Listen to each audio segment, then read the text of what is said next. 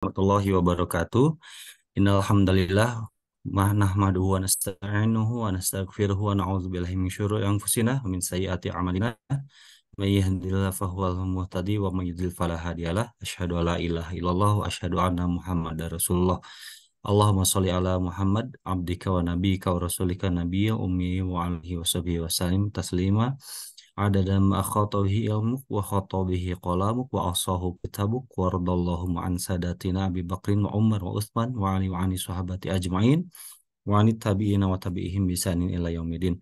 Alhamdulillah jemaah sekalian rahimani wa rahimakumullah. Kita bersyukur kepada Allah Subhanahu wa taala atas perkenannya, izinnya, atas kemurahan, taufik serta hidayah dari Allah Subhanahu wa taala sehingga Allah Subhanahu wa taala telah memberikan kepada kita semua nikmat iman, nikmat Islam, nikmat untuk berthalabul ilmi di hari Senin, hari ke-9 di bulan Oktober 2023 ataupun juga hari ke malam ke-23 Rabiul Awal 1445 Hijriah. Dan Alhamdulillah, salawat serta salam tertumpah curah kepada junjungan alam bagi Nabi Muhammad SAW. Berikut kepada para istri-istrinya, para keluarganya, para sahabatnya, para tabi'in, para tabi'in, para ulama hingga kepada kita semua yang hadir di kajian Bumiku Mengaji. Alhamdulillah untuk pertemuan kajian Sirah Nabi SAW pada malam hari ini masih temanya masih berada di lingkup tema Bani Quraizoh bagian kedua dan subtemanya adalah ketika Arsy Allah Azza wa Jalla bergetar atas mati syahidnya Sa'ad bin Mu'adz radhiyallahu an. Alhamdulillah Ustazuna Hasan baru saja join di Zoom ini. Assalamualaikum ya Ustazi. Waalaikumsalam warahmatullahi wabarakatuh. Apa kabar Ustaz? Sehat Kang Sehat Zi? Ustaz? Alhamdulillah Alhamdulillah sehat khair Ustaz. wa afiyah. Khair. Alhamdulillah. Antum bi khair ya Ustazuna. Walillahil Anak hamdu wal semuanya sehat minna. ya keluarga Ustaz ya. Alhamdulillah Alhamdulillah. sehat Baik, walafiat. alhamdulillah. Masya Allah di sini sudah ada 18 yang hadir ya. Mungkin jemaahnya Alhamdulillah. ada 15 jemaah yang baru hadir. Sambil menunggu kehadiran teman-teman atau jemaah yang lain, kita boleh langsung saja Ustadz untuk menyambung Ya. kembali materi kita tentang Perang Bani Quraidah dengan subtopik ketika Arsy Allah Azza wa Jalla bergetar karena apa namanya mati syahidnya Sa'ad bin Mu'adz radhiyallahu anhu. Demikian, Barak. kami persilakan kepada Ustazuna Ali untuk menyampaikan kajian pada malam hari ini. Tafadhol ya Ustazi, barakallahu fiik. Afikum barakallah. Bismillahirrahmanirrahim. Assalamualaikum warahmatullahi wabarakatuh. Innal hamdalillah nahmaduhu wa nasta'inuhu wa nastaghfiruhu wa na'udzu billahi min shururi anfusina wa sayyiati a'malina. من يهده الله فلا مضل له ومن يضلل فلا هادي له أشهد أن لا إله إلا الله وحده لا شريك له وأشهد أن محمدا عبده ورسوله لا نبي بعده اللهم صل وسلم وبارك على عبدك ونبيك محمد وعلى آله وصحبه ومن اهتدى بهديه إلى يوم القيامة قال الله جل وعلا يا أيها الذين آمنوا اتقوا الله حق تقاته ولا تموتن إلا وأنتم مسلمون أما بعد. Ikhwatal iman rahimani wa rahimakumullah. Alhamdulillah, segala puji bagi Allah Subhanahu wa taala Ar-Rahmanir Rahim atas segala limpahan nikmat yang Allah Subhanahu wa taala berikan bagi kita.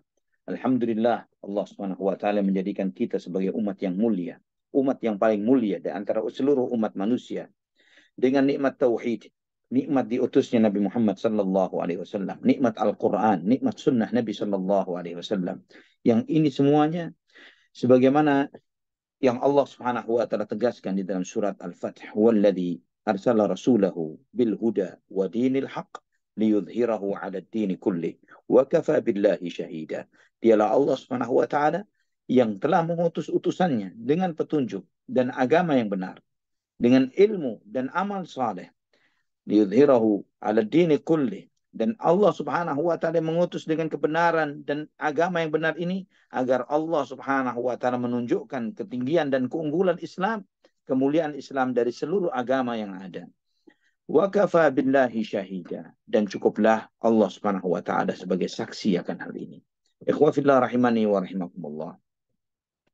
Walaupun kita melihat bahwa umat Islam sedang kalah di dalam segala aspek yang bersifat materi, kekuasaan, politik, budaya, sosial, kekalahan di dalam hal persenjataan, militer, dan lain sebagainya. Namun tidak di dalam hujjah. Keberadaan kita di atas kebenaran tidak bisa dipungkiri oleh siapapun yang hidup di muka bumi. Aliran apapun itu, agama apapun itu, semakin mereka melihat, semakin mereka memperhatikan, semakin mereka mau dengan hatinya yang bersih tanpa motivasi dan tendensi apapun, tanpa kepentingan apapun, kemudian membaca Al-Quran, mereka akan melihat kemahabenaran Allah Subhanahu wa Ta'ala di dalam firman-Nya. Ikhwafillah rahimani wa rahimakumullah. Subhanallah, kajian kita ini bersamaan dengan gempuran saudara-saudara kita di Palestina. Semoga Allah Subhanahu wa taala menjaga mereka. Semoga Allah Subhanahu wa taala memuliakan mereka. Dan memang di dalam sebuah perjuangan itu pasti ada pengorbanan. Namun tidak ada yang sia-sia di dalam pengorbanan di dalam dinul Islam. Pengorbanan di dalam dinul Islam adalah mati syahid di jalan Allah Subhanahu wa taala. Apa yang dialami oleh saudara-saudara kita di Gaza sedikit menyerupai dengan apa yang dialami oleh kaum muslimin di dalam peristiwa Ahzab ketika mereka menghadapi kepungan dari banyak pihak. Ketika bukan hanya sekedar kepungan fisik yang mereka alami, intimidasi dan penindasan. Namun lebih dari itu, bahkan mereka untuk menyuarakan eksistensi mereka sebagai pemilik tanah air pun sulit untuk mereka tunjukkan di depan dunia internasional. Bagaimana antum melihat bagaimana Palestina, saudara-saudara kita, kaum muslimin yang ada di sana, menjadi teroris tiba-tiba, menjadi penjahat tiba-tiba, menjadi perusak perdamaian tiba-tiba. Ya, tiba-tiba saja mereka menjadi seperti itu. Karena apa? Karena mereka ingin memperjuangkan kemerdekaan mereka. Karena mereka ingin memperjuangkan tanah air mereka. Mereka menjadi seorang penjahat karena hal tersebut. Dan ikhwah fillah rahimani wa rahimakumullah. Itulah memang wacana yang selalu disuarakan oleh mereka-mereka yang benci terhadap dinullah, terhadap kebenaran. Namun kebenaran ini tetaplah kebenaran. Walaupun dicoba untuk ditutupi dengan bagaimana cara pun itu. Mereka mencoba mengkelabui dengan mengatakan bahwa Palestina punya hak. Ya, menurut kitab suci mereka, mereka punya hak. Misalnya begitu, mereka mengatakan seperti itu. Bahwa kitab suci mereka mengatakan mereka punya hak atas tanah Palestina. Tapi kitab suci mereka sendiri dengan jujur menyampaikan bahwa bagaimana Palestina, bahwa Bani Israel itu dulunya mereka adalah hidup sebagai bangsa dan masyarakat yang tertindas di negeri Mesir. Ini kitab suci mereka di kitab perjanjian lama menyampaikan hal tersebut. Mereka hidup di negeri Mesir, diintimidasi, ditindas, dizalimi oleh Fir'aun. Dengan risalah yang Allah berikan kepada Nabi Musa alaihissalam dan Nabiullah Harun alaihissalam, mereka diberi kemuliaan oleh Allah, mereka diselamatkan. Dan kemudian mereka diperintahkan oleh Allah untuk memasuki Palestina. Namun mereka mengingkarinya. Mereka tidak mau tunduk. Mereka ketika diperintahkan untuk masuk, mereka menolak. Bahkan mereka mengatakan kepada Nabi Musa, idhaba anta wa rabbuka faqatila wa nahnu hahuna qa'idun.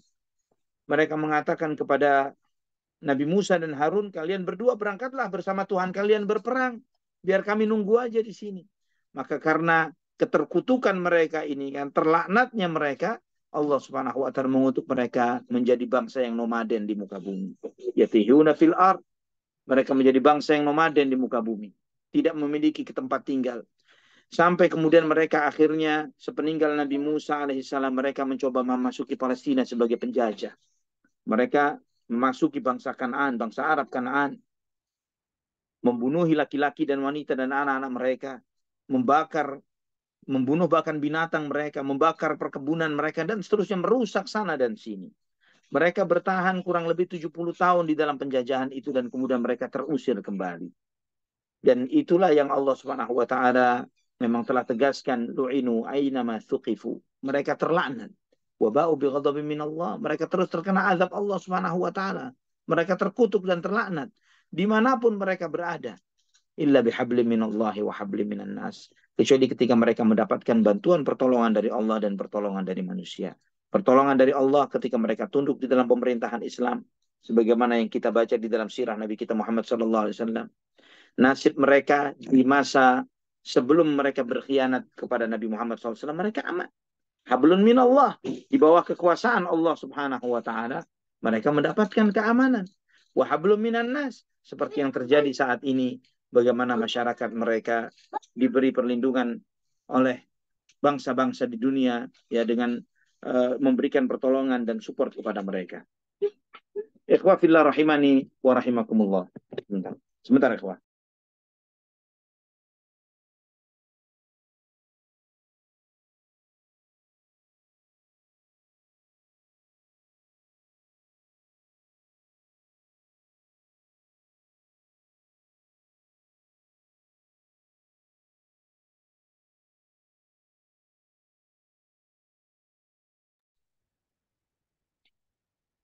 Ikhwah fillah rahimani wa rahimakumullah.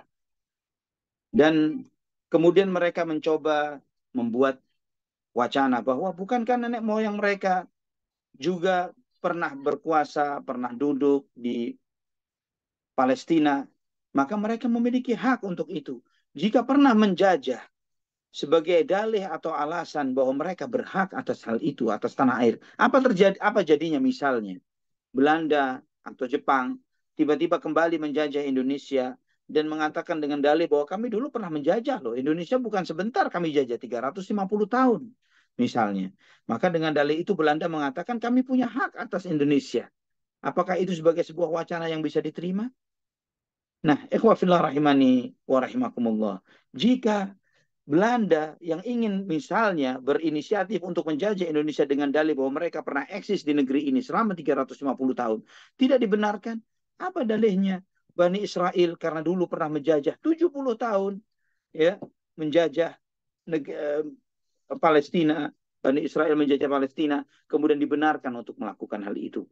Dan adanya nenek moyang mereka yang pernah hidup, tumbuh, lahir, berketurunan yang ada di sana, bukan merupakan hujah dan dalil, ya, bukan juga merupakan dalil bahwa mereka pernah tinggal di sana dan lain sebagainya. Apa jadinya jika negara-negara di dunia ini yang sebagian besar masyarakatnya juga dari beragam latar belakang warga negara dan bangsa. Ada yang di satu negara misalnya seperti Amerika, datang berapa banyak imigran yang datang ke Amerika. Apakah dengan dalil dengan banyaknya imigran dari Meksiko, misalnya dari Amerika Latin, kemudian imigran dari Arab, imigran dari ini, kemudian semua sumber-sumber asal-asal para imigran itu mereka mengklaim mengatakan bahwa kami juga punya hak terhadap Amerika misalnya, itu juga tidak bisa dibenarkan. Namun ikhwah fillah rahimani wa rahimakumullah, dengan logika yang seperti itulah mereka bersuara untuk Palestina, negeri saudara-saudara kita kaum muslimin yang saat ini diintimidasi dan dijajah. Mereka di dalam proses perjuangan mereka untuk meraih kemerdekaan mereka, untuk menyelamatkan tanah air mereka dari para penjajah. Namun bagaimana frame yang dibuat oleh dunia internasional terhadap mereka, mereka dianggap sebagai teroris, mereka dianggap sebagai penjahat. Semoga Allah Subhanahu wa taala menolong saudara-saudara kita yang sedang terintimidasi dan terzalimi dan sedang terjajah. Dan kita yakin, kita sangat yakin bahwa janji Allah adalah hak. Walaupun kita merasa jauh dan lama, tapi janji Allah pasti terjadi sesuai dengan apa yang Allah janjikan. Ketika lahir dari umat Islam ini, manusia-manusia seperti Abu Bakar wa Umar wa Uthman wa Ali, seperti Umar, seperti Khalid ibn Walid, seperti Sa'ad ibn Abi Waqqas, seperti Sa'ad bin Mu'adz, seperti Sa'ad bin As'ad, Usaid bin Hudair, As'ad bin Zurarah, dan yang lain sebagainya. Para sahabat dari kalangan muhajirin wal ansar. Ketika lahir manusia-manusia seperti itu, maka kita akan melihat perhitungan yang luar biasa yang Allah Subhanahu wa taala telah sampaikan dengan banyak janji dan yang disampaikan oleh Nabi kita Muhammad sallallahu alaihi wasallam. Ikhwafillah rahimani wa rahimakumullah. Kembali kepada apa yang dialami oleh kaum muslimin selesai peristiwa Ahzab, selesai keputusan yang diambil oleh Sa'ad bin Mu'adz radhiyallahu an terhadap Bani Quraidah. Setelah selesai keputusan Sa'ad bin Mu'adz terhadap Bani Quraidah dan sesuai dengan apa yang diharapkan oleh Sa'ad bin Mu'adz, beliau tenang, beliau tentram dengan itu. Di saat itulah lukanya mulai terbuka lagi, mengucurkan darah lagi dan beliau meninggal dunia. sebelum wafatnya beliau, Nabi Shallallahu Alaihi Wasallam menemui Sa'ad bin Mu'adz radhiyallahu anhu. Ketika itu beliau sedang sakit, sedang merasakan sesak nafas, nazak menjelang wafatnya. Nabi Shallallahu Alaihi Wasallam menyampaikan kepada Sa'ad, jazakallahu khairan min sayyidi qaumin, faqad sadaqtallahu ma wa'addah, wallahu sadiquka ma wa'adak. Semoga Allah membalasmu dengan kebaikan, wahai pemimpin kaum, wahai pemimpin Ansar. Engkau telah membenarkan janjimu kepada Allah Subhanahu wa taala, dan Allah Subhanahu wa taala pasti membenarkan janjinya sebagaimana telah dijanjikan kepadamu. Sa'ad bin Mu'adz radhiyallahu anhu telah berjanji agar tidak dimatikan kecuali urusannya dengan Bani Quraidah, pengkhianat Yahudi pengkhianat ini selesai. Maka ketika mereka merobek-robek perjanjian mereka dengan Rasulullah sallallahu alaihi wasallam, mereka lebih cenderung kepada Ahzab, Quraisy dan Quraidah, Quraisy dan Ghatafan dan yang lain sebagainya. Ikhwafillah rahimani wa rahimakumullah. Imam Ahmad meriwayatkan dalam musnadnya, Ibnu Hibban di dalam sahihnya dengan sanad yang hasan dari Ummul Mukminin Aisyah radhiyallahu anha, bahwa ketika Sa'ad bin Mu'adz radhiyallahu an terkena anak panah dari seseorang yang bernama Ibnul Ariqah dan mengenai urat nadinya, maka Sa'ad bin Mu'adz berdoa kepada Allah Subhanahu wa taala, Allahumma la tumitni hatta tuqirra aini min Quraidah. Ya Allah, jangan engkau matikan aku sampai engkau sejukkan hatiku dari pengkhianatan Bani Quraidah. Dalam riwayat Jabir bin Abdullah radhiyallahu anhu dalam riwayat Imam At-Tahawi dalam Syarah Mushkilul Athar dengan sanad yang sahih sesuai dengan syarat Muslim, Jabir bin Abdullah mengatakan bahwa Sa'ad bin Mu'adz terkena anak panah di urat nadinya, dan kemudian dikenain besi panas untuk menghentikan darah yang mengucur, namun ternyata membengkak, ya, lukanya membengkak, mengeluarkan darah semakin deras. Ketika dikenakan lagi dengan besi panas untuk menghentikan pendarahannya, membengkak. Akhirnya melihat hal tersebut, Sa'ad mengatakan, Allahumma la tukhrij nafsi hatta tuqirra aini min Bani Quraidah. Ya Allah, jangan sampai jiwaku keluar sampai aku merasakan ketenangan terhadap keputusanku terhadap Bani Quraidah. Maka berhentilah darahnya. Tidak ada satu tetes pun yang keluar. Sampai Sa'ad bin Mu'adz mengambil keputusan terhadap Bani Quraidah. Selesai keputusan itu dan dibunuhlah para tokoh-tokoh para laki-laki dari Bani Quraidah sebagaimana keputusannya, maka di saat itulah mengucur kembali darah itu dan wafatlah beliau radhiyallahu anhu warḍah. Ketika beliau meninggal dunia, Jibril alaihissalam datang memberi kabar kepada Nabi Shallallahu alaihi wasallam akan wafatnya. Sebagaimana Imam At-Tahawi menyampaikan hal itu dari Jabir bin Abdullah radhiyallahu anhu.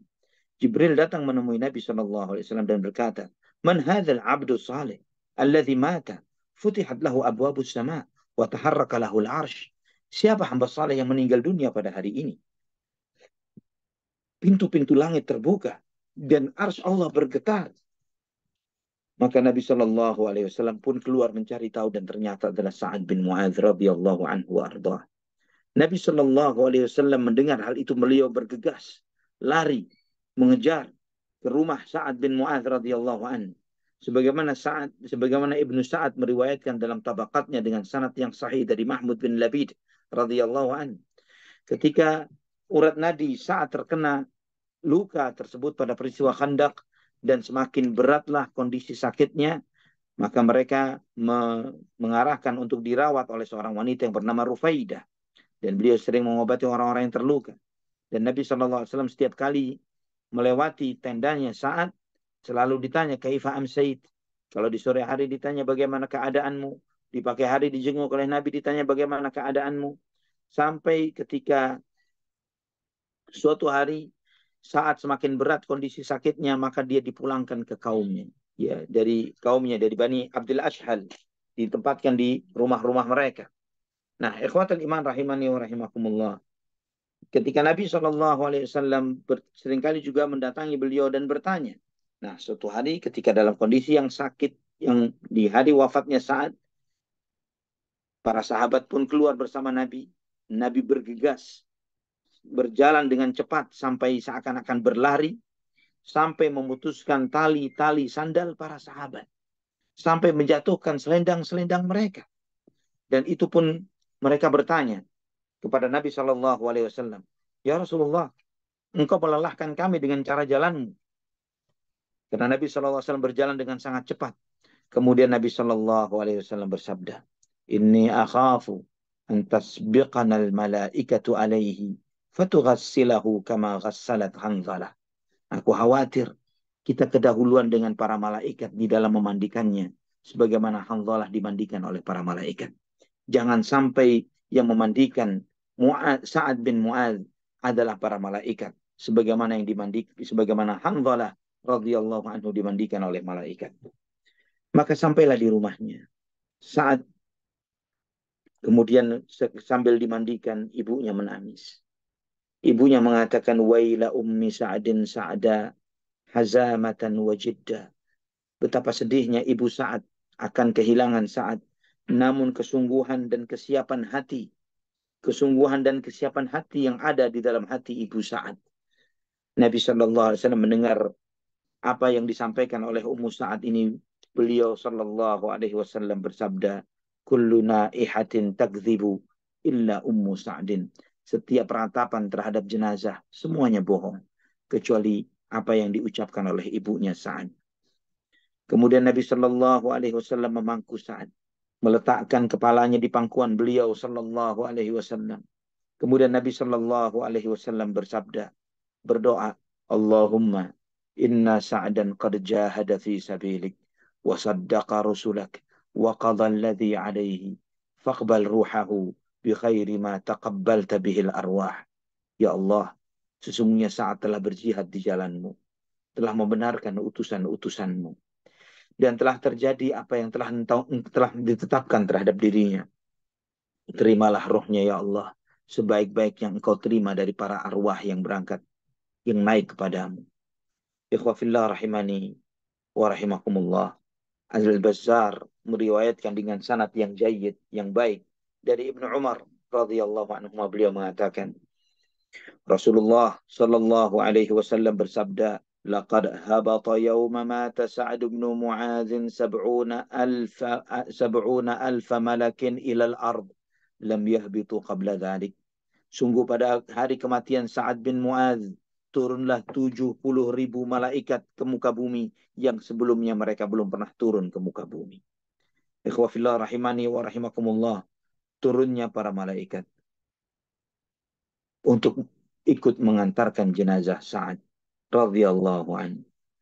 Dan itu sebagai respon karena mereka melihat, karena para malaikat mengetahui bagaimana arsy Allah bergetar akan matinya Sa'ad ibnu Mu'adz radhiyallahu anhu. Ikhwafillah, Al-Imam An-Nasa'i meriwayatkan di dalam Sunanul Kubra, dan juga Ibnu Sa'ad dalam tabaqatnya dengan sanad yang sahih dari Ibnu Umar radhiyallahu anhuma. Beliau mengatakan Rasulullah sallallahu alaihi wasallam bersabda, "Hadzal ladzi taharraka lahul 'arsy wa futihat lahu abwabus sama wa syahidahu 70,000 minal malaikah laqad dhamma dhammatan thumma furrija anhu." Bahwa hamba Allah ini yang arsy Allah bergetar karenanya, segala pintu langit terbuka untuknya, disaksikan oleh 70.000 malaikat. Ternyata dia sedang dihimpit di kuburnya, dan kemudian dilepas dari himpitan tersebut. Ikhwafillah rahimani wa rahimakumullah. Apa makna dari himpitan terhadap Sa'ad ibnu Mu'adz radhiyallahu anhu di kuburnya? Dijelaskan oleh Al-Hafidh Al-Imam Al-Zahabi rahimahullah dalam Syiar A'lamin Nubala. Adapun himpitan ini bukanlah azab kubur sama sekali. Karena itu adalah sebagian dari apa yang dirasakan dari seorang mukmin, sebagaimana rasanya dekapan seorang ibu yang rindu terhadap anaknya yang sudah pergi demikian jauhnya, yang sudah lama tidak ketemu dengannya. Sebagaimana yang dirasakan seorang mukmin ketika dia sedang sakit ketika di dunia, sakit ketika keluarnya rohnya, sakit ketika dia ditanya di kuburnya dan diuji, sakit karena dampak pengaruh tangisan dan ratapan keluarganya terhadap dirinya, Sakitnya ketika dia bangun dari kuburnya. Sakitnya karena melihat dahsyatnya yaumul qiyamah dan kehebatannya. Sakitnya ketika mereka harus melewati neraka. Dan kemudian diselamatkan dari itu semuanya. Ini semuanya guncangan-guncangan berat yang dihadapi oleh seorang mukmin, dan itu semuanya bukanlah bagian dari azab kubur dan bukanlah dari azab jahannam sama sekali. Karena ikhwafillah rahimani wa rahimakumullah, orang yang bertakwa kepada Allah, Allah Subhanahu wa taala pasti akan berlemah lembut terhadap mereka. Allah Rahim, Allah Rahim, wa kana bil mu'minina rahimah. Dan Allah sangat mengasihi orang-orang yang beriman. Sakitnya orang-orang mukmin pada saat itu adalah karena mereka merindukan Allah Subhanahu wa taala. Mereka tidak pernah merasakan ketenangan sampai mereka melihat Tuhan yang mereka sembah, sampai mereka melihat Allah Subhanahu wa taala. Kerinduan itulah rasa sakitnya mereka. Allah Subhanahu wa taala mengingatkan kita akan dahsyatnya yaumul qiyamah. Seperti di dalam surat Maryam ayat 39, wa anzirhum yaumal hasrah. Berilah peringatan kepada mereka akan hari penyesalan. Juga Allah Subhanahu wa taala menyampaikan dalam surat Ghafir ayat 18, wa anzirhum yaumal azifati idzil qulubu ladal hanajir. Ingatkanlah mereka akan hari yang penuh dengan ketakutan, ketika hati-hati manusia sudah sampai di kerongkongan mereka semuanya. Kita, kata Imam Az-Zahabi rahimahullah, kita mohon perlindungan dan kelemah lembutan dari Allah Subhanahu wa taala dari segala hal ini. Dan kita mengetahui bahwa Sa'ad bin Mu'adz radhiyallahu an min ahlil jannah, bahkan di antara orang-orang yang tinggi derajatnya dari para syuhada di surga. Sa'ad bin Mu'adz radhiyallahu an. Ikhwatal iman rahimani wa rahimakumullah. Imam Ahmad meriwayatkan di dalam musnadnya dan juga Al-Hakim, dan beliau mensahihkannya. Juga Imam At-Tahawi dalam Syarah Mushkilul Athar dari Asma binti Yazid ibnu Sakan Al-Ansariyah radhiyallahu anha. Beliau mengatakan bahwa ketika Sa'ad bin Mu'adz radhiyallahu an meninggal dunia, ibunya menangis. Ibunya menangis sampai terdengar suara teriakan dari ibunya. Maka Nabi Shallallahu Alaihi Wasallam menyampaikan kepada ibunya, ala yarqa'u dam'uki wa yadhhabu huznuki fa inna ibnaka awwalu man dhahikallahu ilaihi wa tahza lahu al-'arsh. Hendaklah engkau mengeringkan air matamu, kata Nabi Shallallahu Alaihi Wasallam, dan menghilangkan kesedihanmu, karena anakmu adalah orang yang diantara orang yang pertama Allah tertawa terhadapnya, dan arsy Allah bergetar untuknya. Ikhwatal iman rahimani wa rahimakumullah. Dan kata Al-Hafidh Ibnu Hajar, ketika menjelaskan tentang bergetarnya arsy karena matinya Sa'ad bin Mu'adz, beliau mengatakan bahwa ini diriwayatkan lebih dari 10 orang sahabat, sebagaimana terdapat dalam Sahih Bukhari dan Muslim dan yang lainnya. Maka tidak ada pengingkaran akan hal ini. Dan ikhwatal iman, pertanyaannya, kenapa arsy bergetar? Kenapa arsy bergetar dengan matinya Sa'ad radhiyallahu anhu? Imam Az-Zahabi menjelaskan bahwa arsy Allah adalah salah satu makhluk dari makhluk ciptaan Allah Subhanahu wa taala yang tunduk dengan kehendak dan aturan Allah Subhanahu wa taala, dan dia bergetar sesuai dengan apa yang ditentukan oleh Allah Subhanahu wa taala. Dan arsy ini punya rasa. Arsy-nya Allah punya perasaan. Dia bisa mencintai. Yang dicintai oleh arsy-nya Allah adalah Sa'ad bin Mu'adz. Sebagaimana Allah juga memberikan rasa kepada makhluk-makhluk ciptaannya, seperti gunung Uhud. Ketika Nabi Shallallahu Alaihi Wasallam bersabda, sebagaimana dalam Sahih Bukhari dan Muslim, sambil melihat ke gunung Uhud, beliau bersabda, Inna Uhudan jabalun yuhibbuna wa nuhibbuhu. Sesungguhnya gunung Uhud adalah gunung yang mencintai kita dan kita pun mencintainya. Sallallahu ala Muhammad. Ikhwafillah rahimani wa rahimakumullah. Imam Az-Zahabi menyebutkan beberapa ayat Al-Quran, bagaimana gunung-gunung ikut tunduk dan bertasbih bersama Nabiullah Dawud alaihissalam, sebagaimana Allah firmankan di surat Saba, ya jibalu awwibi ma'ah, wahai jibal, wahai gunung-gunung, tunduklah kamu bersama Dawud alaihissalam. Juga Allah Subhanahu wa taala berfirman di dalam surat Al-Isra ayat 44, tusabbihu lahu as-samawatus sab'u wal ard, 7 lapis langit dan bumi bertasbih memuji Allah Subhanahu wa taala.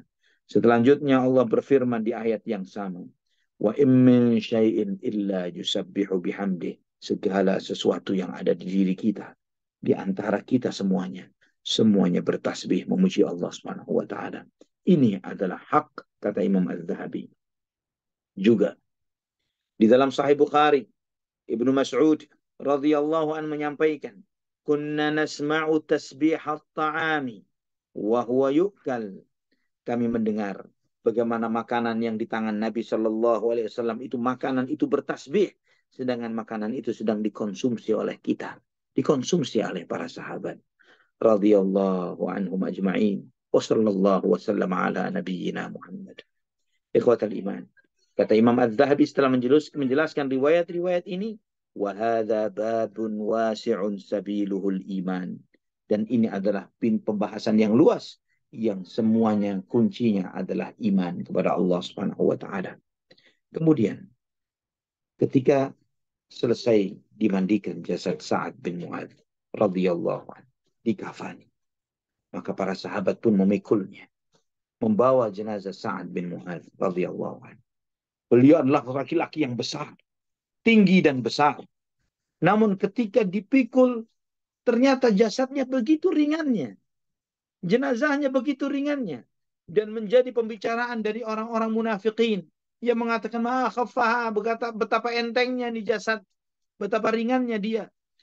Dan itu sampai kepada Nabi Sallallahu Alaihi Wasallam, dan Nabi Sallallahu Alaihi Wasallam bersabda, innama kanat tahmiluhul malaikatu ma'ahum. Bahwa para malaikat juga ikut serta memikul jenazah Sa'ad bin Mu'adz radhiyallahu anhu. Ikhwah fillah rahimani wa rahimakumullah. Kaum muslimin sangat bersedih atas kematian Sa'ad bin Mu'adz. Sangat sedih yang luar biasa. Sebagaimana Imam Ahmad meriwayatkan dalam Fadailus Sahabah dengan sanad yang hasan dari Aisyah radhiyallahu anha. Beliau mengatakan, ma kana ahadun ashadda faqdan 'ala al-muslimina ba'da Rasulillah sallallahu alaihi wasallam wa sahibaihi aw ahadihima min Sa'din. Tidak ada rasa kehilangan yang besar yang dirasakan oleh umat Islam sepeninggal Nabi Muhammad sallallahu alaihi wasallam dan kedua para sahabatnya, yaitu Abu Bakar dan Umar, seperti kehilangannya mereka terhadap sahabat Sa'ad bin Mu'adz radhiyallahu anhu. Ikhwatal iman rahimani wa rahimakumullah. Al-Imam At-Tahawi juga meriwayatkan, Imam Ahmad juga meriwayatkan, Ibnu Hibban dengan sanad yang hasan dari Aisyah radhiyallahu anha, beliau menyampaikan, ketika Sa'ad bin Mu'adz meninggal dunia, Abu Bakar dan Umar menangis radhiyallahu anhuma, keduanya menangis sampai aku mengetahui mana tangisan Abu Bakar dari Umar dan mana tangisan Umar dari Abu Bakar, sampai aku bisa membedakan tangisan keduanya, menunjukkan betapa sedihnya dua orang sahabat yang mulia ini dan bagaimana kedudukan Sa'ad bin Mu'adz di sisi Allah Subhanahu wa taala. Ikhwatal iman rahimani wa rahimakumullah. Imam Bukhari dan Muslim sekali waktu, ya, beliau meriwayatkan dari Barra bin Azib radhiyallahu anhu, sekali waktu ada kiriman hadiah kepada Nabi Muhammad sallallahu alaihi wasallam. Yang di antara hadiah yang disampaikan kepada Nabi sallallahu alaihi wasallam adalah sebuah jubah yang terbuat dari sutra, yang begitu lembut, begitu halusnya, sehingga para sahabat memegang jubah itu dengan melihat, ya Rasulullah, begitu lembutnya sutra ini. Ini bukan sutra imitasi, sutra asli di zaman itu. Hadiah yang dikirimkan kepada Nabi Shallallahu Alaihi Wasallam. Dan apa kata Nabi Shallallahu Alaihi Wasallam? Nabi SAW menyampaikan, ata'jabuna min lini hadhihi. Kalian merasa heran? Bersama.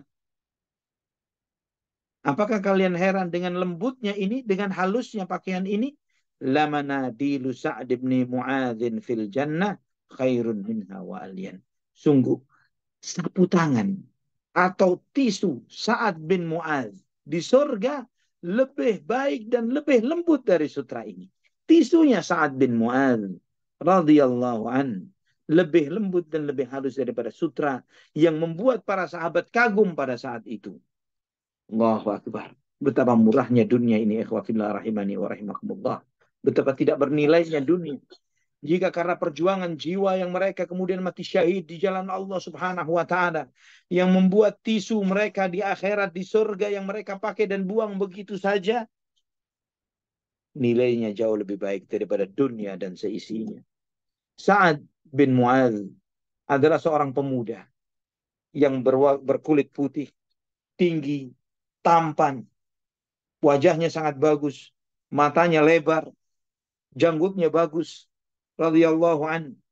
Dan beliau ketika meninggal dunia usianya 37 tahun. Radhiyallahu an. 37 tahun yang tidak ada kerugian. 37 tahun yang penuh dengan keberkahan. Mungkin di antara kita, ikhwafillah, mungkin diberi umur 2 kalinya Sa'ad bin Mu'adz. 70 tahun lebih. Namun apa yang telah dia lakukan untuk dinullah? Yang apa yang dia lakukan untuk dirinya sendiri, untuk kebaikan dia di sisi Allah Subhanahu wa taala. 37 tahun yang penuh dengan keberkahan. Radhiyallahu an Sa'ad ibn Mu'adz. Ikhwatal iman rahimani wa rahimakumullah. Imam Ahmad meriwayatkan dalam Fadhailus Sahabah dengan sanad yang sahih ketika Anas bin Malik radhiyallahu an mengatakan rahmatullahi ala Sa'ad bin Mu'adz kana min a'zamin nasi wa atwalihim. Semoga Allah merahmati Sa'ad bin Mu'adz. Beliau di antara orang yang paling besar dan yang paling tinggi di antara para sahabat. Beliau, sebagaimana kata Al-Hafidz Ibnu Katsir, beliau meninggal dunia sepulang dari peristiwa Ahzab kurang lebih 25 tahun. 25 hari. Ya, 25 hari sepeninggal selesai dari peristiwa Ahzab. Ikhwan fillah rahimani wa rahimakumullah. Pembahasan kita terakhir sebelum kita pindah kepada fase berikutnya terkait dengan peristiwa Khandaq dan Bani Quraidah, yaitu ayat-ayat Al-Quran yang turun terkait dengan peristiwa besar ini. Allah Subhanahu wa taala telah menurunkan satu surat yang menjelaskan tentang peristiwa perang besar ini, peristiwa besar ini, dengan menjelaskan segala hal yang terkait dengan apa yang dialami oleh para sahabat. Bagaimana tragedi dan kejadian itu, bagaimana keadaan orang-orang munafikin, bagaimana. Banyak hal yang Allah Subhanahu wa taala tunjukkan di dalam surat Al-Ahzab. Ibnu Ishaq dalam sirahnya, beliau mengatakan Allah Subhanahu wa taala menurunkan tentang peristiwa Khandaq dan Bani Quraidah, yaitu surat Al-Ahzab. Yang Allah Subhanahu wa taala menurunkan dari apa yang Allah turunkan tentang ujian-ujian yang terjadi kepada para sahabat dan juga nikmat yang Allah turunkan untuk mereka. Bagaimana Allah Subhanahu wa taala melindungi para sahabat. Bagaimana Allah memberikan solusi dan jalan keluar terhadap mereka dari apa yang diucapkan oleh orang-orang munafikin. Apa yang mereka sampaikan. Bagaimana komentar-komentar mereka. Namun Allah Subhanahu wa taala menjawab semua tuduhan dan semua fitnah itu, semua ucapan-ucapan itu dengan kebenaran yang Allah sampaikan. Allah Subhanahu wa taala berfirman, "Ya ayyuhalladzina amanu dzkuru ni'matallahi 'alaikum idz ja'atkum junudun fa'arsalna 'alaihim rihan wa junudan lam tarawha wa kana Allahu bima ta'maluna basira." Dari surat Al-Ahzab ayat 9 sampai surat Al-Ahzab ayat 27. Allah Subhanahu wa taala menyampaikan ayat-ayat ini, ikhwatal iman. إِذْ جَاءُوكُمْ مِنْ فَوْقِكُمْ وَمِنْ أَسْفَلَ مِنْكُمْ وَإِذْ زَاغَتِ الْأَبْصَارُ وَبَلَغَتِ الْقُلُوبُ الْحَنَاجِرَ وَتَظُنُّونَ بِاللَّهِ الظُّنُونَا هُنَالِكَ ابْتُلِيَ الْمُؤْمِنُونَ وَزُلْزِلُوا زِلْزَالًا شَدِيدًا وَإِذْ يَقُولُ الْمُنَافِقُونَ وَالَّذِينَ فِي قُلُوبِهِم مَّرَضٌ مَّا وَعَدَنَا اللَّهُ وَرَسُولُهُ إِلَّا غُرُورًا وَإِذْ قَالَت طَّائِفَةٌ مِّنْهُمْ يَا أَهْلَ يَثْرِبَ لَا مُقَامَ لَكُمْ فَارْجِعُوا وَيَسْتَأْذِنُ فَرِيقٌ مِّنْهُمُ النَّبِيَّ يَقُولُونَ إِنَّ بُيُوتَنَا عَوْرَةٌ وَمَا هِيَ بِعَوْرَةٍ إِن يُرِيدُونَ إِلَّا فِرَارًا وَلَوْ دُخِلَتْ عَلَيْهِمْ مِنْ أَقْطَارِهَا ثُمَّ سُئِلُوا الْفِتْنَةَ لَأَتَوْهَا وَمَا تَلَبَّثُوا بِهَا إِلَّا يَسِيرًا وَلَقَدْ كَانُوا عَاهَدُوا اللَّهَ مِنْ قَبْلُ لَا يُوَلُّونَ الْأَدْبَارَ وَكَانَ عَهْدُ اللَّهِ مَسْئُولًا قُلْ لَنْ يَنْفَعُكُمُ الْفِرَارُ إِنْ فَرَرْتُمْ مِنَ الْمَوْتِ أَوِ الْقَتْلِ وَإِذًا لَا تُمَتَّعُونَ إِلَّا قَلِيلًا. قل من ذا الذي يعصمكم من الله إن أراد بكم سوءا أو أراد بكم رحمة ولا يجدون لهم من دون الله وليا ولا نصيرا قد يعلم الله المعوقين منكم والقائلين لإخوانهم هلم إلينا ولا يأتون البأس إلا قليلا أشحة عليكم فإذا جاء الخوف رأيتهم ينظرون إليك تدور أعينهم كالذي يغشى عليه من الموت فإذا ذهب الخوف سلقوكم بألسنة حداد أشحة على الخير أولئك لم يؤمنوا فأحبط الله أعمالهم وكان ذلك على الله يسيرا يحسبون الأحزاب لم يذهبوا وإن يأتي الأحزاب يود لو أنهم بادون في الأعراب يسألون عن أنبائكم ولو كانوا فيكم ما قاتلوا إلا قليلا لقد كان لكم في رسول الله أسوة حسنة لمن كان يرجو الله واليوم الآخر وذكر الله كثيرا ولما رأى المؤمنون الأحزاب قالوا هذا ما وعدنا الله ورسوله وصدق الله ورسوله وما زادهم إلا إيمانا وتسليما من المؤمنين رجال صدقوا ما عاهدوا الله عليه فمنهم من قضى نحبه ومنهم من ينتظر وما بدلوا تبديلا ليجزي الله الصادقين بصدقهم ويعذب المنافقين إن شاء أو يتوب عليهم إن الله كان غفورا رحيما ورد الله الذين كفروا بغيظهم لم ينالوا خيرا وكفى الله المؤمنين القتال وكان الله قويا عزيزا وأنزل الذين ظاهروهم من أهل الكتاب من صياصيهم وقذف في قلوبهم الرعب فريقا تقتلون وتأسرون فريقا وأورثكم أرضهم وديارهم وأموالهم وأرضا لم تطئوها وكان الله على كل شيء قديرا. Allah Subhanahu wa taala menyampaikan kepada kita pada ayat-ayat ini dari ayat 9 sampai 27 dari surat Al-Ahzab.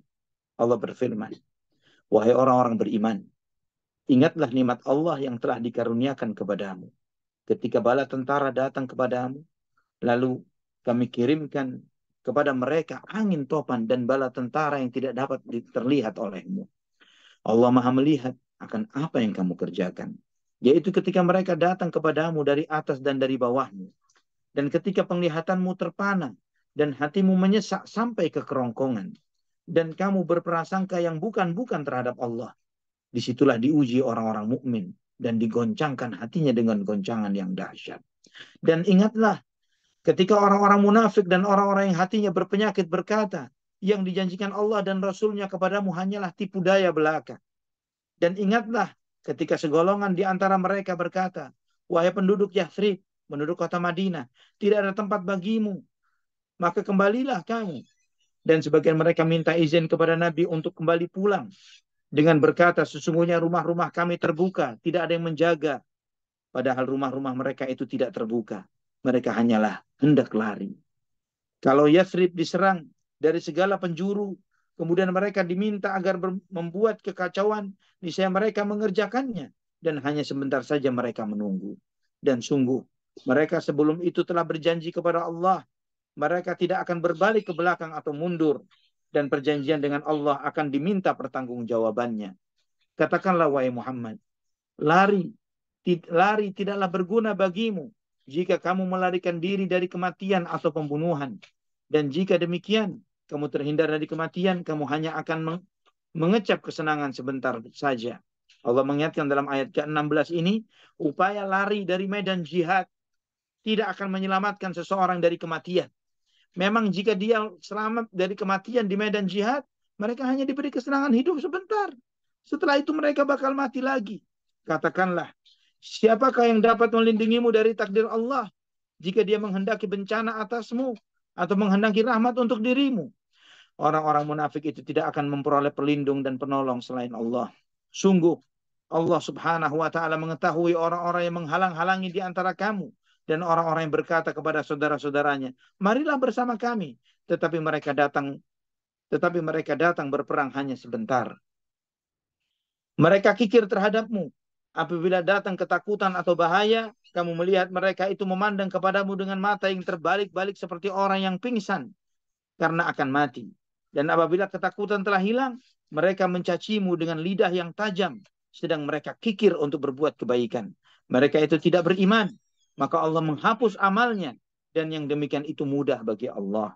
Mereka mengira bahwa golongan-golongan yang bersekutu itu belum pergi, dan jika golongan-golongan yang bersekutu itu datang kembali, niscaya mereka ingin berada di dusun-dusun bersama orang-orang Arab Badui sambil menanyakan tentangmu. Dan sekiranya mereka berada bersamamu, mereka tidak akan berperang melainkan sebentar saja. Sungguh telah ada pada diri Rasulullah itu suri tauladan yang baik bagimu, yaitu bagi orang-orang yang mengharapkan rahmat Allah dan kedatangan hari kiamat, dan yang banyak mengingat Allah Subhanahu wa taala. Dan tatkala orang-orang mukmin melihat golongan-golongan yang bersekutu itu, mereka berkata, inilah yang dijanjikan Allah dan Rasul-Nya kepada kami, kepada kita, dan benarlah Allah dan Rasul-Nya. Dan yang demikian itu semakin menambah keimanan dan keislaman mereka. Di antara orang-orang mukmin itu ada orang-orang yang menepati apa yang telah mereka janjikan kepada Allah. Di antara mereka ada yang gugur, dan ada pula yang menunggu-nunggu. Artinya belum mati, mereka menunggu kematian. Dan mereka selama penungguan ini mereka tidak pernah berubah janjinya. Tetap dengan komitmennya untuk tetap beriman kepada Allah sampai mati. Agar Allah memberikan balasan kepada orang-orang yang benar itu karena kebenarannya. Dan mengadab orang-orang munafik jika dia menghendaki. Atau menerima taubat mereka. Sesungguhnya Allah Maha Pengampun dan Maha Penyayang. Dan Allah menghalau orang-orang kafir itu. Dan Allah subhanahu wa ta'ala menghalau orang-orang kafir itu yang keadaan mereka penuh kejengkelan. Karena mereka juga tidak memperoleh keuntungan apapun. Cukuplah Allah yang menolong menghindarkan orang-orang yang mukmin dalam peperangan. Dan Allah Maha Kuat dan Maha Perkasa. Dan dia menurunkan orang-orang ahli kitab, Bani Quraidah, yang membantu golongan-golongan yang bersekutu dari benteng-benteng mereka. Dan dia memasukkan rasa takut ke dalam hati mereka. Sebagian mereka kamu bunuh, dan sebagian yang lainnya kamu tawan.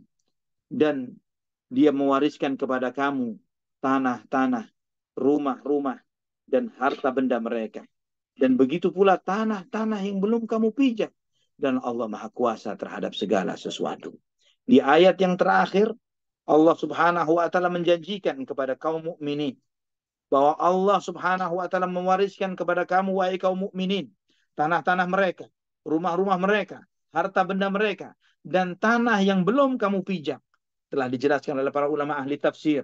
Itulah tanahnya orang-orang musyrikin, orang-orang ahlul kitab yang ada di negeri Syam, yang ada yang di Afrika, dan negeri-negeri yang lainnya yang belum dipijak oleh kaum mukminin. Allah subhanahu wa ta'ala janjikan itu akan dimiliki oleh kaum mukminin. Dan sadaqallah. Allah maha benar dengan janjinya. Negeri-negeri itu menjadi bagian dari negerinya umat Islam. Dari kemarin, hari ini, dan sampai nanti ila yaumil qiyamah. Walillahil hamdu wal minnah. Ini ikhwafillah, rahimani wa rahimakumullah.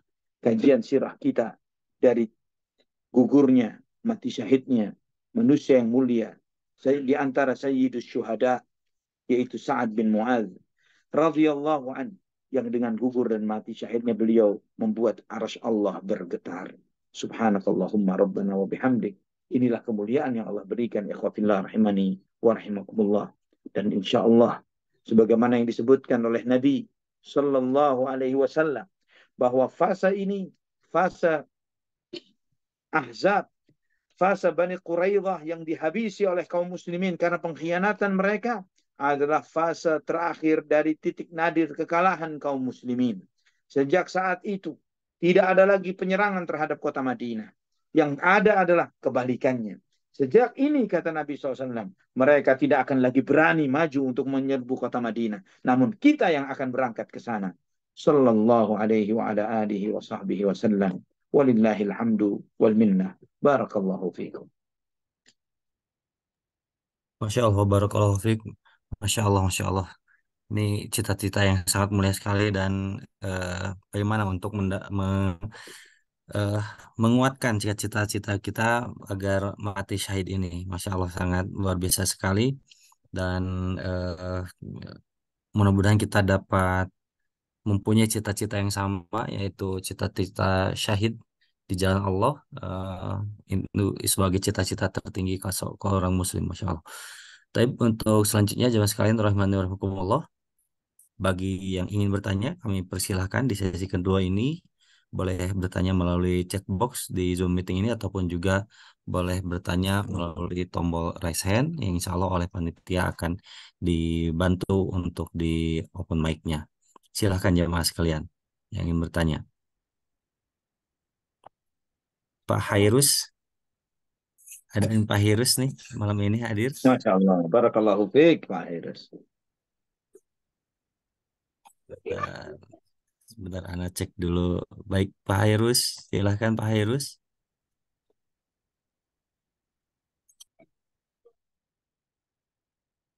Assalamualaikum warahmatullahi wabarakatuh.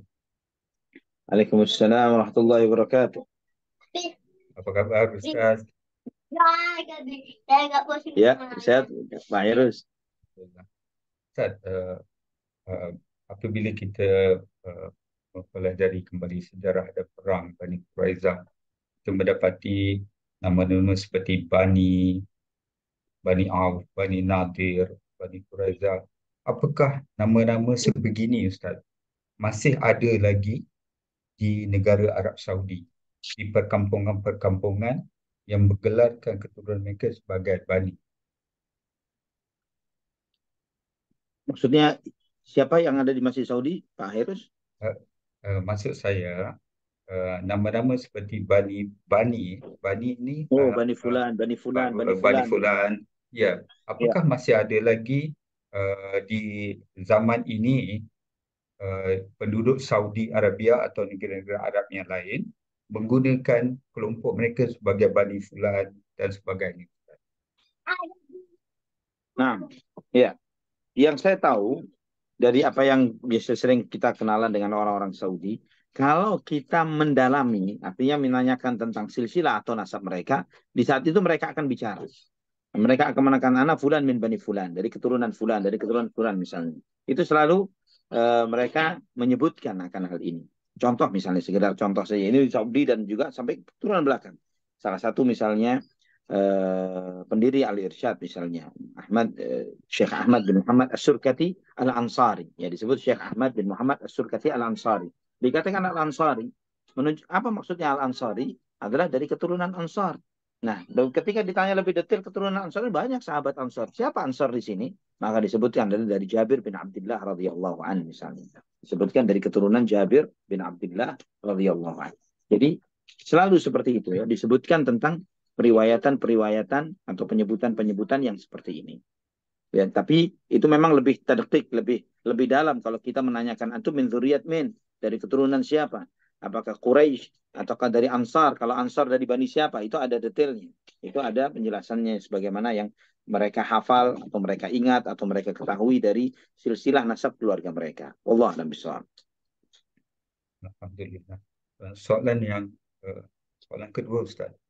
Ya. Bila menyebut nama sahabat-sahabat radhiyallahu anhu ini seperti Sa'ad bin Mu'az, sampai berdiri bulu roma saya bila Ustaz menerangkan hingga bergegarnya arasy Allah. Bagaimana hadis Rasulullah SAW pernah mengumpamakan arasy Allah laksana cincin yang diletak di padang pasir. Begitu luasnya Ustaz. Jadi seolah-olah saya ataupun seolah-olah tak ada harapan lagi Ustaz. Sampai begitu sekali bila memandangkan perjuangan para sahabat, kita dekat ni mereka dengan tauhid, kuat ni mereka dengan tauhid dan sebagainya.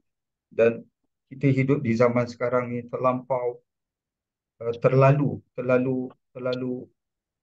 banyak godaan, Ustaz. Terlalu banyak godaan keduniaan, dan iman kita ada kala naik dan turun, Ustaz.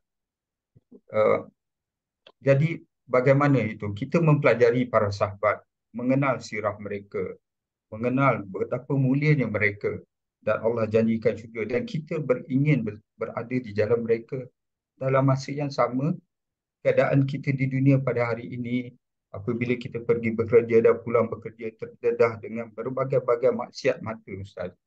Jadi mohon Allah Ustaz beri sedikit nasihat untuk saya dan juga rakan jemaah yang lain untuk sentiasa istiqamah dan berusaha untuk menjadi mengikuti jalan para sahabat radhiyallahu. Nah, barakallahu fiik Pak Heru.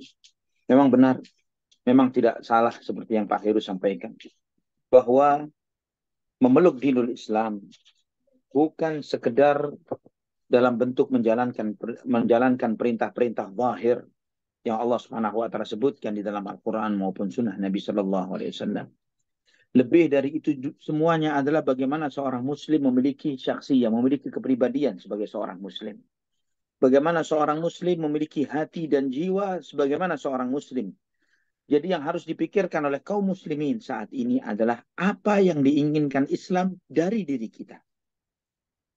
Islam itu berharap kita untuk menjadi seperti apa. Bukan apa yang kita inginkan dari diri kita. Yang lebih banyak terjadi saat ini, yang lebih banyak kita pikirkan adalah saya mau apa. Setiap kita memikirkan seperti saya ini mau apa di dalam kehidupan dunia. Kita tidak pernah bertanya, Islam mau apa dari saya? Islam menginginkan saya menjadi muslim yang bagaimana? Bagaimana sikap kita terhadap Allah Subhanahu wa taala? Bagaimana sikap kita terhadap diri kita sendiri? Bagaimana sikap kita terhadap materi, terhadap dunia, terhadap jabatan, terhadap popularitas, terhadap semuanya?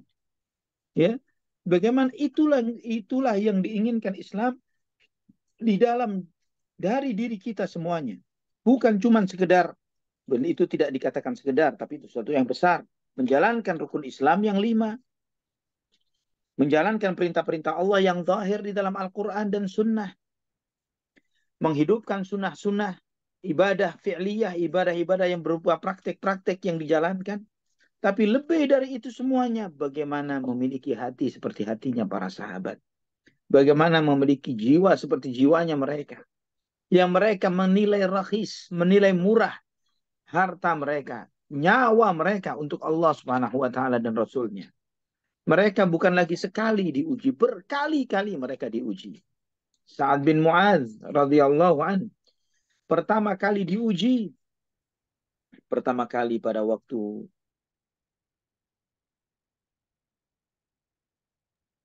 ketika Bai'atul Aqabah. Pertama kali di saat beliau mengatakan kepada Nabi sallallahu alaihi wasallam, ya Rasulullah, jika kami mengorbankan jiwa dan nyawa kami, mengorbankan harta kami, jika kami harus berperang melawan nenek moyang orang-orang senior kami, menyalahkan mereka, bahkan tanggung jawabnya pun kami akan berhadapan dengan bangsa-bangsa Arab yang lain demi membelamu ya Rasulullah. Apa garansinya untuk kami? Kami dapat apa? Kemudian Nabi Shallallahu Alaihi Wasallam mengatakan, falakumul jannah, untuk kalian surga. Mereka pun di antaranya Sa'ad bin Mu'adz radhiyallahu an dan yang lainnya, umdud yadaka ya Rasulullah, julurkan tanganmu, kami membaiatmu ya Rasulullah.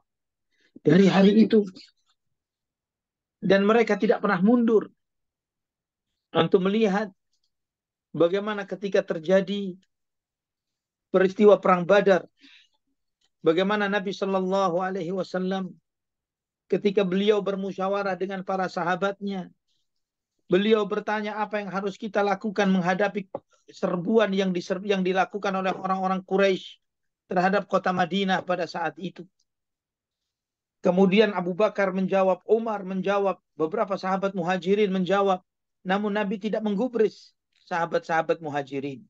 Sampai kemudian Sa'ad bin Mu'adz mengatakan, aturiduna ya Rasulullah, engkau inginkan kami ya Rasulullah untuk menjawab, ya Rasulullah, andai kata engkau memerintahkan kami untuk mengarungi lautan, kami akan mengarungi lautan itu bersamamu ya Rasulullah. Engkau tidak akan mendapati kami seperti Yahud, Bani Israel terhadap Nabi Musa dan Harun. Idhaba anta rabbuka faqatila wa nahnu hahuna qa'idin. Pergilah kamu dan Tuhanmu. Sana kalian berperang berdua dan kami menunggu di sini. Kami tidak akan seperti Yahudi itu, Bani Israel itu ya Rasulullah. Sampai sikapnya ketika di perang Ahzab, ketika dikepung oleh Quraisy dan Ghatfan. Antum telah mengetahui sikapnya Sa'ad bin Mu'adz. Beliau meninggal usia 36 tahun. Kurang lebih 10 tahun. Dididik di dalam dinul Islam. Bahkan kurang dari itu. Tapi beliau memiliki hati yang tidak dimiliki orang yang sudah puluhan tahun lahir sebagai seorang muslim. Hati kita penuh dengan materialisme. Hati kita penuh dengan dunia. Hati kita penuh dengan syahwat. Hati kita penuh dengan kepentingan-kepentingan. Hati kita penuh dengan ini dan itu, tapi sedikit dan kosong dari Allah Subhanahu wa Ta'ala. Itu yang mungkin yang harus kita pelajari dari diri kita. Ikhwafillah rahimani wa rahimakumullah. Apa yang diinginkan Islam dari diri kita? Jangan terus bertanya apa yang kita inginkan di dalam hidup ini. Karena banyak keinginan kita itu adalah keinginan-keinginan yang salah. Wallahu a'lam bishawab. Jazakallah khairan, Ustaz. Terima kasih. So, apa yang diinginkan oleh Islam daripada kita bagi tanda kutip, Ustaz. InsyaAllah mudah-mudahan. Jazakallah. Masya, Ya, Karim. Barakallahu baik, fiik. Masya Allah, sabar sekali interaksi Ustazuna Ali dengan Pak Hairus. Terima kasih Pak Hairus. Pertanyaan-pertanyaannya dalam banget, Masya Allah, Barakallahu Fiik. Untuk selanjutnya, pertanyaan dari Umu Amar, kami persilahkan.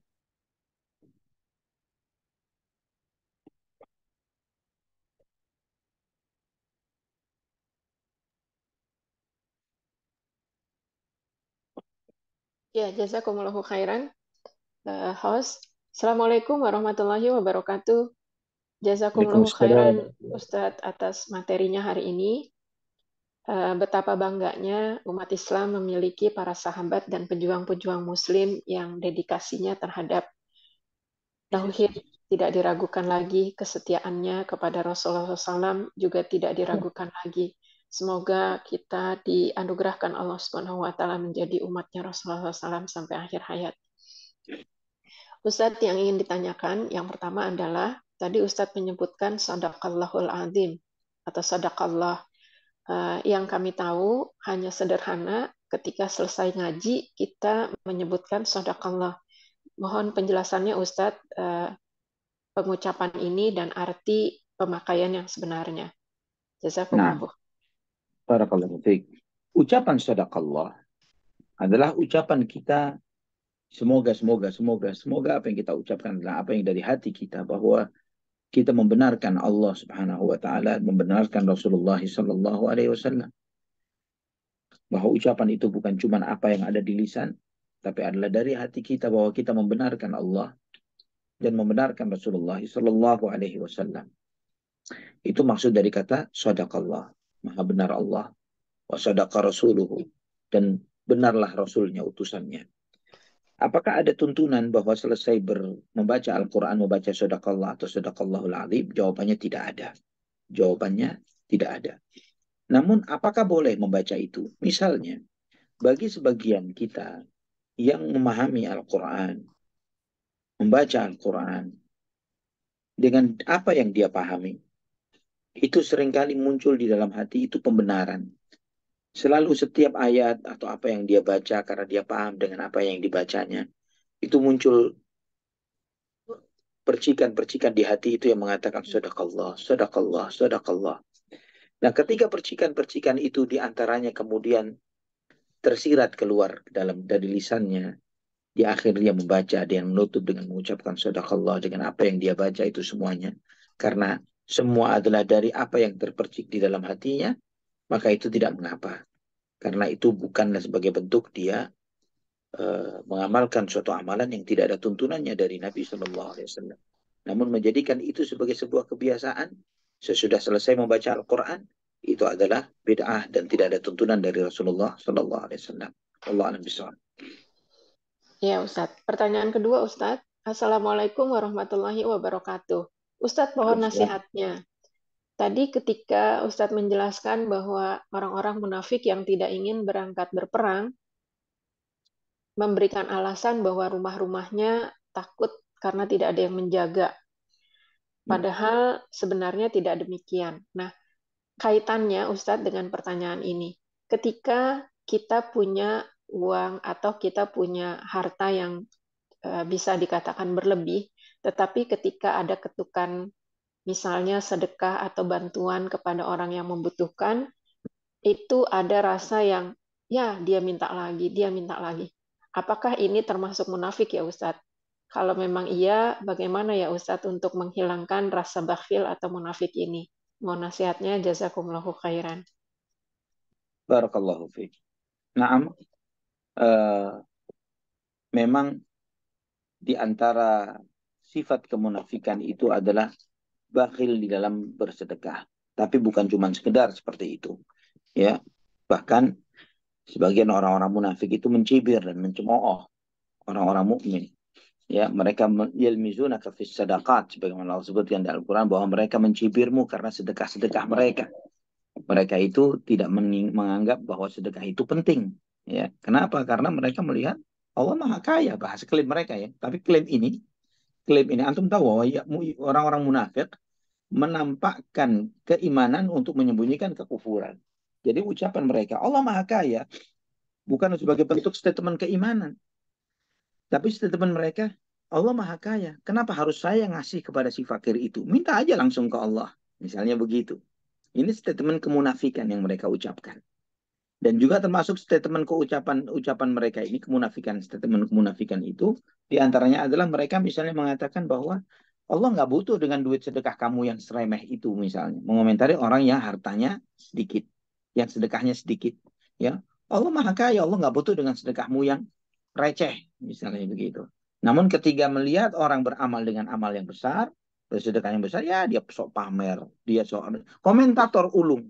Ya, komentator yang memang tidak harus kita tanggapin dan komentarin. Itu memang di antara stylenya orang-orang munafik yang Allah expose habis-habisan di dalam ayat-ayat Al-Quranul Karim. Nah, jangan sampai kita memiliki karakter atau sifat yang seperti itu. Supaya kita tidak memiliki karakter dan sifat yang seperti ini, kita mengukur dalam diri kita. Ya, sebagaimana yang disampaikan oleh Al-Imam Ibnu Qudamah rahimahullah di dalam kitab Mukhtasar Minhajul Qasidin. Beliau menyebutkan bahwa jangan pernah kita merasa ketika memberi kepada seseorang, jangan pernah merasa bahwa kitalah si pemberi. Jangan merasa kitalah yang telah berbuat kebaikan kepada dia. Namun malah sebaliknya, orang yang mau menerima sedekah kitalah orang itu yang baik terhadap kita. Kenapa kok bisa demikian? Karena sedekah itu kan kotoran dari harta. Sedekah itu kotoran dari harta seseorang. Dia mau menerima kotoran dari harta kita. Mestinya kita berterima kasih kepada dia. Jazakallahu khairan. Engkau telah mau menerima kotoran dari hartaku. Ini disampaikan dengan sangat rinci oleh beliau rahimahullah di dalam kitab Mukhtasar Minhajul Qasidin. Dan juga beliau banyak sekali menyebutkan bahwa misalnya ketika kita memberi kepada seseorang, kita ini bukan memberi sesuatu yang kita miliki. Yang selalu Allah ingatkan, wa mimma razaqnahum yunfiqun. Dan dari sebagian yang kami rizkikan kepada mereka. Allah menyebutkan seperti itu. Sebagian dari yang Allah rizkikan kepada mereka. Pemberian Allah. Kok aneh kita bakhil terhadap sesuatu yang bukan milik kita. Maka ikhwafillah rahimani wa rahimakumullah. Ibnu Umar radhiyallahu anhu. Beliau mengatakan di antara orang baik yang saya tidak bisa membalas kebaikan mereka. Beliau pernah menyebutkan. Di antara orang baik yang tidak bisa saya balas kebaikannya. Pertama adalah orang yang mendahuluiku di dalam mengucapkan salam. Itu adalah orang yang lebih baik dariku. Karena dalam sebuah athar disebutkan, jika dua orang muslim bertemu, mana yang lebih baik di antara keduanya? Yang memulai mengucapkan salam. Yang memulai mengucapkan salam itu yang lebih baik. Jadi nggak peduli apakah ini guru dan murid, namun ketika muridnya mengucapkan salam terlebih dahulu kepada gurunya, murid yang lebih baik daripada gurunya, dan bukan sebaliknya. Maka aku tidak bisa membalas kebaikan orang yang seperti itu. Kemudian kata beliau, di antara kebaikan yang saya tidak bisa membalasnya adalah orang yang ketika dia menghadapi suatu masalah. Kemudian dia berpikir, siapa orang yang mau berbuat baik kepadaku dengan masalah yang sedang aku hadapi ini. Dari sejumlah manusia yang ada di benaknya, dia datang mendatangiku. Dia datang mendatangiku dan menyampaikan hajat kepentingannya kepada aku. Orang ini adalah orang baik. Orang baik yang menganggap diriku sebagai orang baik. Yang menganggap diriku orang yang mau membantu dia. Bagaimana aku mau berterima kasih terhadap orang yang seperti itu. Ini subhanallah, mindset atau sudut pandang yang seperti inilah yang harus kita terus tanamkan dalam diri kita. Mindsetnya orang-orang bertakwa, mindsetnya para sahabat radhiyallahu anhum, sehingga mereka tidak merasa bahwa ketika memberi, mereka sedang memberi. Maka mereka sedang dibantu oleh orang lain yang mau ikut menikmati kotoran harta mereka. Wallahu a'lam bishawab. Barakallahu fiik. Wafikum barakallah. Boleh satu lagi Ustadz? Silahkan, Muhammad. Ya, ini terkait tadi pelit Ustadz. Ada yang bertanya. Assalamualaikum warahmatullahi wabarakatuh. Ustadz, apabila suami saya pelit, padahal sebenarnya dia mampu, tapi pelitnya sebenarnya atas keterbatasan agama dia, Ustadz. Karena dia itu mu'alaf, tapi mu'alafnya sebenarnya sudah lama sekali, Ustadz. Tapi nggak pernah belajar. Ya. Jadi saya sebagai seorang istri, itu suka menyisihkan sisa-sisa uang belanja atau uang-uang yang memang diperbolehkan untuk saya pakai, kemudian saya sedekahkan. Tapi saya tidak pernah bilang sama dia. Karena kalau bilang dan melihat jumlahnya biasanya suka marah-marah. Apakah ini diperbolehkan, Ustadz? Jazakumullahu khairan atas nasihatnya. Barakallahu fiik. Nah, di dalam sebuah athar terdapat sebuah riwayat Nabi Shallallahu Alaihi Wasallam menyebutkan bahwa tidak boleh seorang wanita mengelola hartanya kecuali dengan izin suaminya. Jika suami, dalam konteks ini suami anti adalah maksudnya pelit itu dalam konteks sedekah, tapi tidak pelit dalam memberikan nafkah kepada keluarga. Maka wallahu a'lam bishawab itu tidak masuk dalam kategori pelit, wallahu a'lam bishawab. Ya, ketika kebutuhan keluarga dipenuhi oleh beliau. Namun mungkin beliau bakhil atau kikir terkait dengan sedekah misalnya. Maka mungkin anti yang sebagai seorang istri mencoba membantu suami ini di dalam hal yang ma'ruf, di samping mendoakannya, di samping juga mungkin membantunya untuk lebih kenal Islam, ya, diajak ke kajian atau di-share informasi-informasi yang bermanfaat tentang keagamaan, yang mungkin konten-konten singkat yang mungkin bisa memberi manfaat kepada dia, dan kemudian mungkin mengajak untuk saling sharing. Jadi mungkin menyampaikan kebaikan itu. Saya tahu bahwa itu akan mungkin awalnya akan kesal dan tersinggung, tapi secara umum, ya, secara umum, Anda tidak bicara tentang dinul Islam terkait dengan sedekah. Secara umum manusia itu akan lebih merasakan ketenangan dan kebahagiaan ketika mereka mau saling memberi, ya. Dan kelemahan iman suami anti, anak pinjam istilah itu karena sebagaimana yang anti sampaikan terkait dengan dia Muslim tapi tidak mau belajar. Kelemahan ilmu dan imannya itu perlu untuk dibantu, ya, dibantu untuk ditambahkan kekuatan keimanannya. Dan kita tidak boleh mengunderestimate mereka, sebab Nabi SAW menyampaikan bahwa mukmin yang kuat lebih baik daripada mukmin yang lemah, dan dua-duanya adalah baik. Wa fi kullin khair. Wallahu a'lam bishawab. Baik, Masya Allah, rupanya itu pertanyaan terakhir pada malam hari ini. Sebelum dipungkas, mungkin untuk tema pekan depan apa Ustaz? Nah, beberapa peristiwa antara perang Khandaq dan perang Khaybar. Beberapa peristiwa tentang perang Khandaq dan perang Khaybar. Beberapa peristiwa antara perang Khandaq dan perang Khaybar. Siap. Nah, ada banyak beberapa peristiwa sebelum peristiwa Khaybar. Nah, ini nanti insya Allah yang menjadi pembahasan kita. Nanti rinciannya saya akan sampaikan ke Antum, Kang Z. Apa saja peristiwa-peristiwa itu. Ya, beberapa peristiwa ada yang pembahasan yang panjang, ada pembahasan yang ringkas dan singkat. Ya, kita akan membahas semuanya secara ya secara insya Allah semoga dimudahkan oleh Allah Subhanahu Wa Taala. Insya Allah. Baik. Baik, terima kasih Masya Allah. Peristiwa Quraidah ini bukanlah fase terakhir pertemuan kaum muslimin dengan para pengkhianat Yahudi, tapi itu adalah salah satu pukulan berat dan besar bagi mereka. Antum lihat, antum harus ingat, ikhwah fillah rahimani wa rahimakumullah, apakah bermasalah umat Islam hidup berdampingan dengan Yahudi? Jawabannya tidak. Ya, tidak bermasalah. Karena Nabi SAW tidak bermasalah berinteraksi dengan mereka, hidup dengan mereka di kota Madinah. Di kota Madinah, antum yang pernah umrah misalnya, dan ke kota Madinah, antum bisa bayangkan bahwa di kota itu pernah ada komunitas Yahudi dan sangat besar, memiliki banyak kabilah, ya, berketurunan mereka lama di sana. Ini tidak masalah bagi Rasulullah SAW. Dan di dalam diskusi-diskusi yang sebagaimana telah kita kaji bersama, diskusi-diskusi ketika Bani Quraidah dihasut ya oleh Bani Nadir yang terusir terlebih dahulu. Kenapa kok kalian diam dan seterusnya? Bani Quraidah awalnya mereka mengatakan, pimpinan mereka, apa masalah kami dengan Nabi Muhammad? Kita tidak diganggu, semua kehidupan kita terjamin, kita tidak dipaksa meninggalkan agama kita untuk memeluk agama Islam, kita dibiarkan menjalankan agama kita dengan baik, dia tidak menghinakan kita, memuliakan kita, bahkan menjaga kita. Apa masalahnya? Itu awal logika mereka. Dan ini menunjukkan kepada kita, ikhwafillah, seperti itulah Islam. Namun apa yang terjadi saat ini, yang sedang ramai terjadi di Al-Aqsa, di Palestina, kezaliman, penjajahan.